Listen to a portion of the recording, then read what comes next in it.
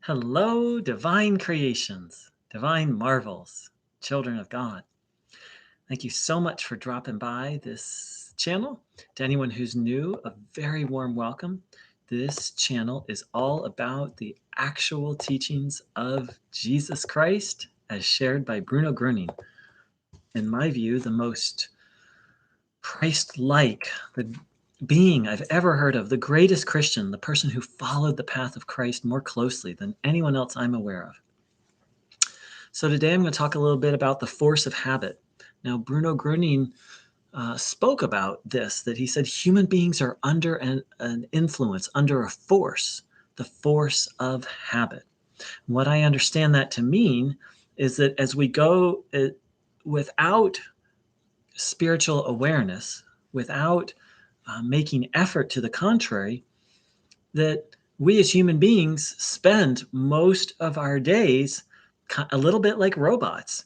Basically, thoughts appear in our mind, and we just do what those thoughts say without first checking to see whether the thoughts are accurate or not.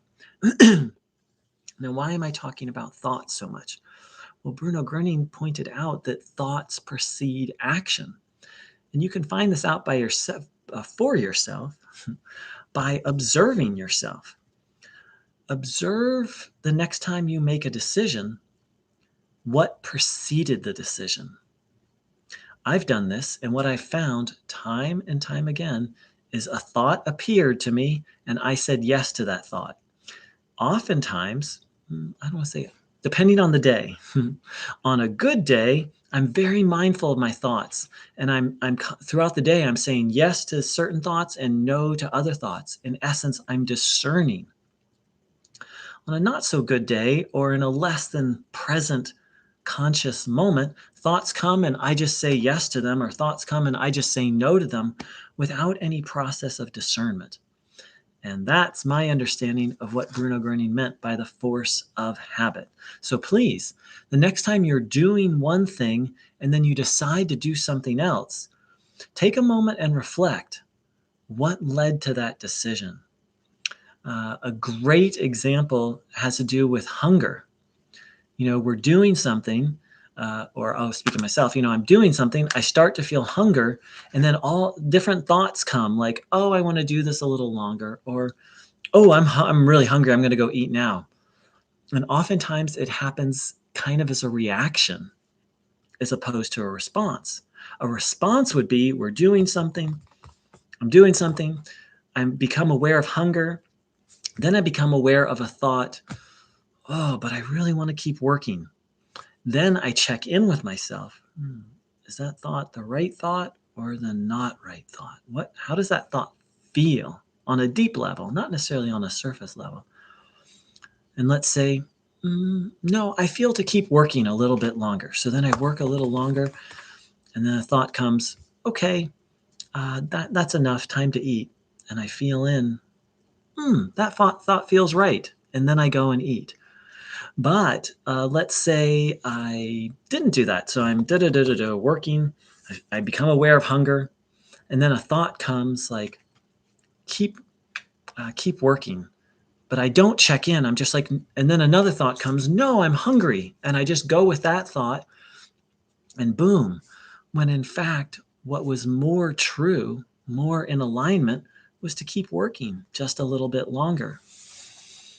And that's why I use the metaphor of robots. Without this capacity of discernment and without reflecting on our thoughts, literally we are like robots. We just, as there's I don't know if it's so popular anymore, but about 10 years ago, there were all these funny bumper stickers about, I just do what the voices tell me to do. Like the voices told me to not go to work today and stay in bed, so I did it. Well, that's kind of how, without self-reflection, without presence, then we're really just living at the whim of these different voices that just appear in our head. And not all those voices are helpful or healthy. So I hope this video, I invite you to reflect on this. I meant to say it at the beginning. Please don't believe anything I say and find out for yourself if it's true. And I'll give you a very concrete example which inspired this video. So I went out for a walk today, and when I came home, in my door handle was this piece of paper just stuck there. Now I've gotten these. I live in a mobile home community, and I've gotten these notices many times. And normally, what it is we're working on the water. It's going to be shut off between 3 and 4. We'll get it back on as soon as possible. I've been here 5 months, and I've gotten maybe like 9 of these notices. One about every 2 to 3 weeks. And so I was in a deep meditative state, and I was feeling really inspired. And then I just I saw that, and I was like, oh, the thought came, oh, I have to read that. And I started to reach for it, and I was like, wait a minute, do I have to? And I felt it, and I'm like, I don't need to read this. Everything's fine.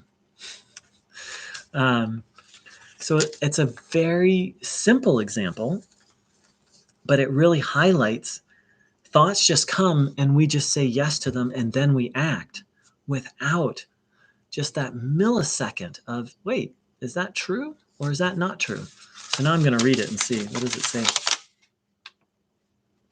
This notice will inform you that the water will be turned off on Friday, September 10th at approximately 9 a.m. to perform plumbing repair. The water should be restored by around 11 a.m. Please plan your day accordingly.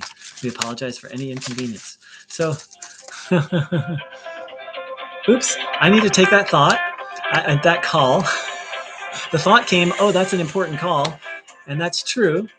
So have fun observing your thoughts and determining which ones to say yes to and which ones to say no to. Hi, Robert.